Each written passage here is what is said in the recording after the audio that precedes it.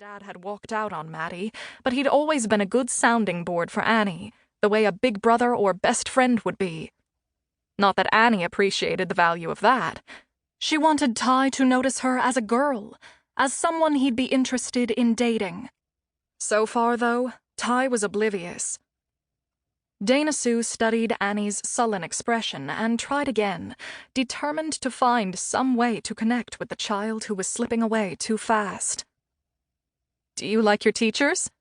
They talk, I listen, what's to like?" Dana Sue bit back a sigh. A few short years ago, Annie had been a little chatterbox. There hadn't been a detail of her day she hadn't wanted to share with her mom and dad. Of course, ever since Ronnie had cheated on Dana Sue, and she'd thrown him out 2 years ago, everything had changed. Annie's adoration for her father had been destroyed, just as Dana Sue's heart had been broken. For a long time after the divorce, silence had fallen in the Sullivan household, with neither of them wanting to talk about the one thing that really mattered. "Mom, I have to go or I'll be late." A glance at the clock had Annie bouncing up eagerly. Dana Sue looked at the untouched plate of food. "You haven't eaten a bite of that." "Sorry, it looks fantastic, but I'm not hungry. See you tonight." She brushed a kiss across Dana Sue's cheek and took off, leaving behind the no longer perfect omelet and a whiff of perfume that Dana Sue recognized as the expensive scent she'd bought for herself last Christmas and wore only on very special occasions. Since such occasions had been few and far between since the divorce, it probably didn't matter that her daughter was wasting it on high school boys. Only after she was alone again and her coffee had turned cold did Dana Sue notice the brown sack with Annie's lunch still sitting on the counter. It could have been an oversight, but she knew better. Annie had deliberately left it behind, just as she'd ignored the breakfast her mother had fixed. The memory of Annie's collapse during Maddie's wedding reception last year at Thanksgiving came flooding back, and with it, a tide of fresh panic. "Oh, sweetie," Dana Sue murmured. "Not again."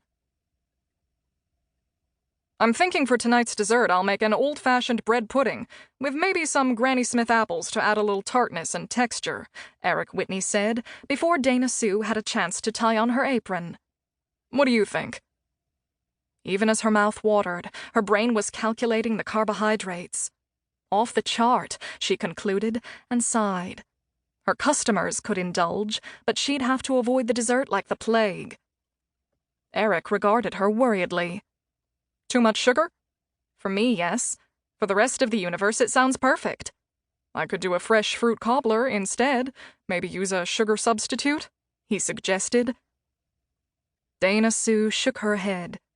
She'd built Sullivan's reputation by putting a new spin on old Southern favorites. Most of the time, her selections were healthier than some of the traditional butter-soaked dishes, but when it came to desserts, she knew her clientele preferred decadent.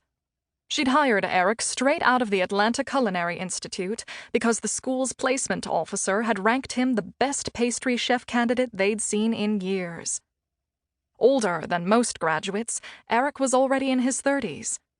Eager to experiment and show what he could do, Eric hadn't disappointed her or her customers.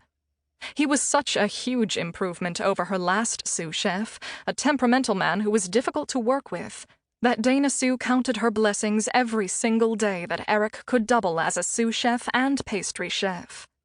He'd quickly become more than an employee. He'd become a friend. Moreover, there was already a high demand in South Carolina for Eric's wedding cakes. He'd raised the traditional cake to an art form that rivaled anything seen at fancy celebrity weddings. Dana Sue knew she'd be lucky to keep him for another year or two at most before some big city restaurant or catering company lured him away.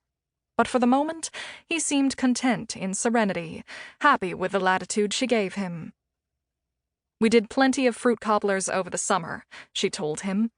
"The bread pudding sounds great for tonight. You're cooking for the customers, not me." When was the last time she'd allowed herself so much as a teaspoonful of any of Eric's rich desserts? Not since Doc Marshall had given her yet another stern lecture on losing the 15 pounds she'd gained in the past 2 years.